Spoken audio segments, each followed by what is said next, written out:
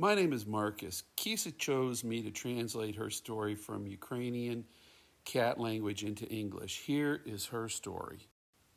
I didn't always look like this, but then the Russians came. One day I was just lying down, and then I heard this horrific sound of sirens, and then the bombs, and then everybody was running. I was running. I do not know where my family went or what happened.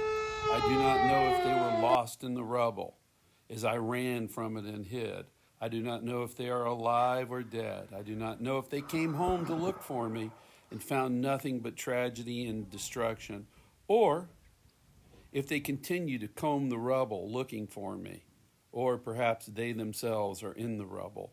I will never know. I hope they're safe and I hope they fled, but now I look like this because of one man's ego bombing us all the time.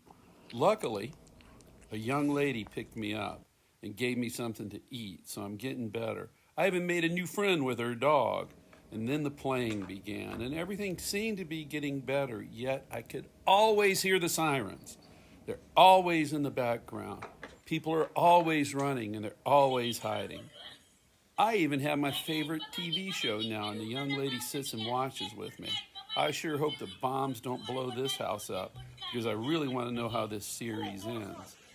But you never know. The Russians just do not want to stop. And I never know when I hear the siren again.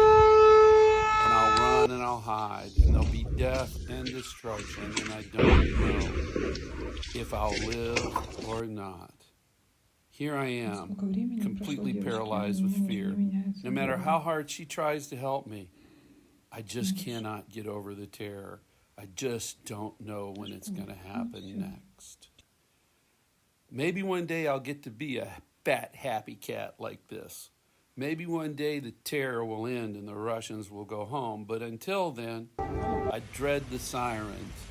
I dread the burning and the dying.